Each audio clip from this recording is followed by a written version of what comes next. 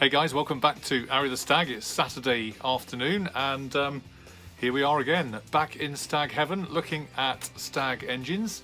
And we've got this bolt now up and running. It's all freed and helicoiled up. So picking up from a couple of weeks ago, I'm now planning to get stuck into the engine this afternoon. If I can do the timing chains, I'll be ecstatic.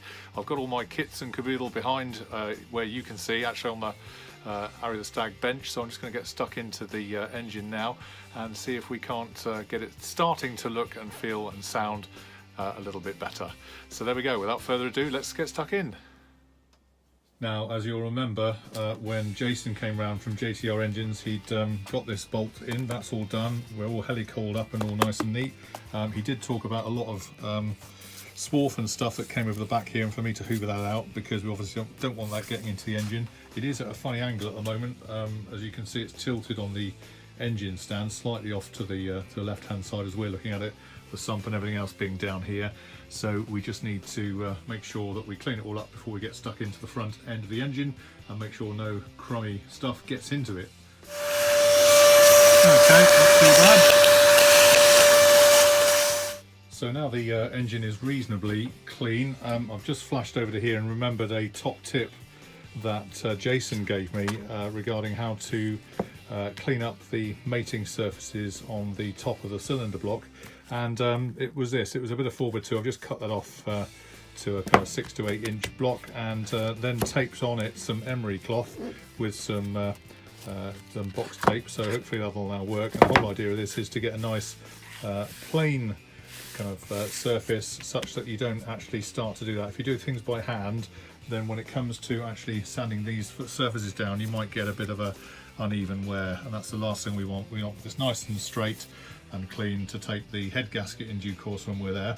I've left it on the hanging over to the left here, then some of the sanding materials will drop down rather than into the engine. Obviously that's not good, so that's the plan now. Alright, so far so good. It's beginning to come up.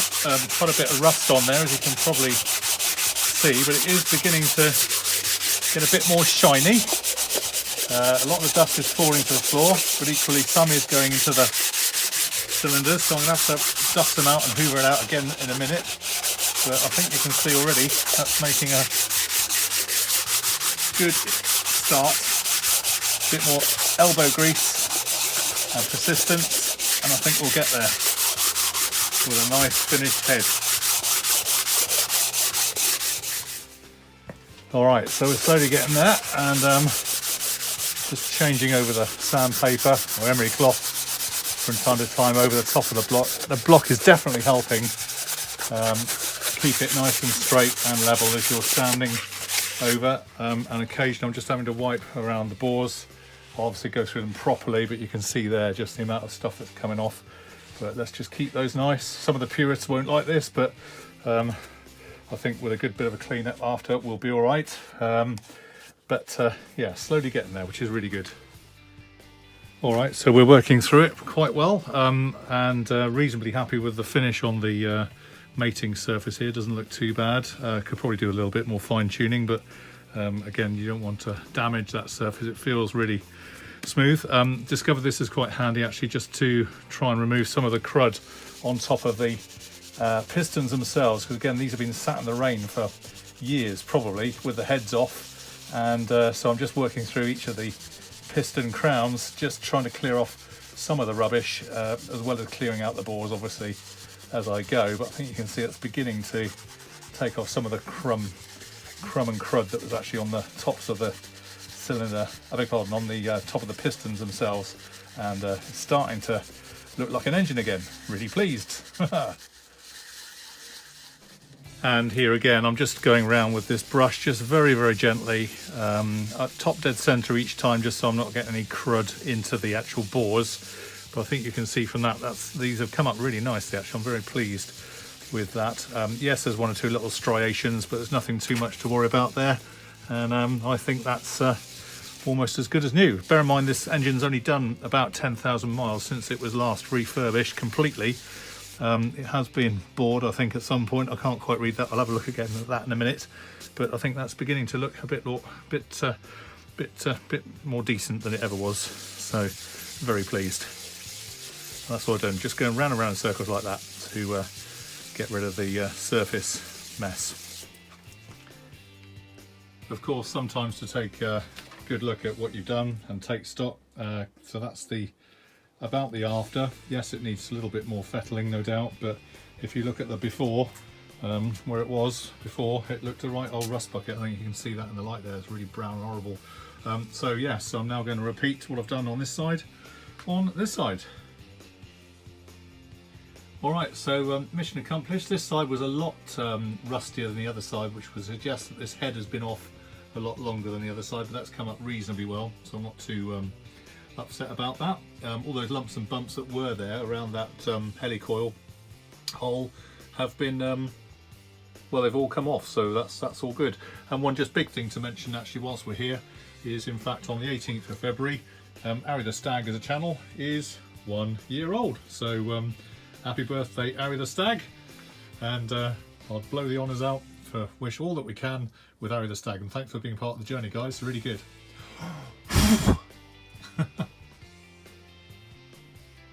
Back up to the vertical now, and I just thought I'd point out the markings on the top of the piston here. If you can just make them out here, zoom right in close, plus 0.020, so it's been has been bored out from a previous engine, and I think they can go up to 40 thou. This is 20 thou, so at some point in the past this engine has been fettled and redone, so that's all good. But it's as I say, has been put back in UNY 49M with only 10,000 miles ago, so I'm reasonably confident it's going to be up together when we get it back together. But everything looks nice now, and we can start to work on the timing chains. Alright, so we're on the front of the engine now, and the first stage is actually to look at this tensioner, to remove this tensioner. So I've just cracked it off a little bit whilst we were off camera, so that this can now be removed. So we're going to take this off to start off with, to free up the chains behind. I just put them the right way. Taking it off, not on. Oh. Okay.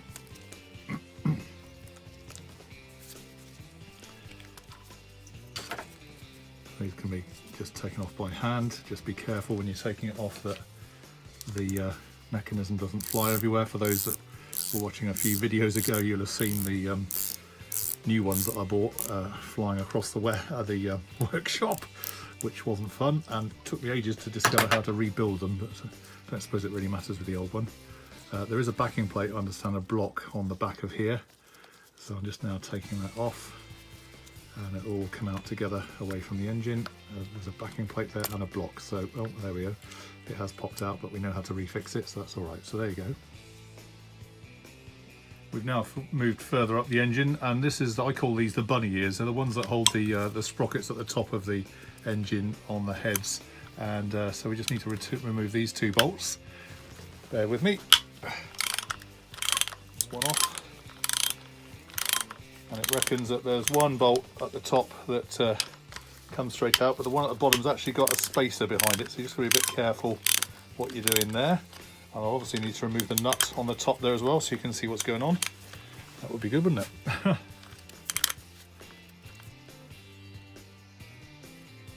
And just before taking those bunny ears off, I decided to replace the cylinder heads back on, the cams and everything else, because it's all set up just nice. I'll put my temporary gaskets in, as you can see, just two long bolts holding them in place so they won't fall off, but at least then I can get some datum points and see exactly where I'm going with it. And with those heads back on, I can now start to take off these long bolts that hold this bracket that ultimately holds the sprocket at the top of the right hand side bank at the top there. So that's those two out, and the sprocket is now released off the top of that bunny ear, as I would call it. So those should hopefully now easily pull away. Oh, there goes the spacer. Ah, whoops, daisy, there we are. Yes, it said watch out for that, and there is the space that just fell off. And the top bolt comes out quite nicely, and you take your plate away like that. Good. Right, so that's it, I think, for now. I've had the electronic ook from Arry the Nag, so it is time for tea. But I will bring you up to date tomorrow when I get stuck back into it again. But, making progress. Alright guys, so that's been it for this afternoon. I've made quite good progress. I'm pleased I got the heads all skimmed off with the sandpaper, the emery cloth, and the rust removed, so that I've got a good head surface. We've got the heads back on now, which is all good as well. I just need now to make sure that I do the chains properly. So I know we're only halfway through. I will pick it up on the next video, so hopefully you'll be able to see that extending on from there. But so far so good.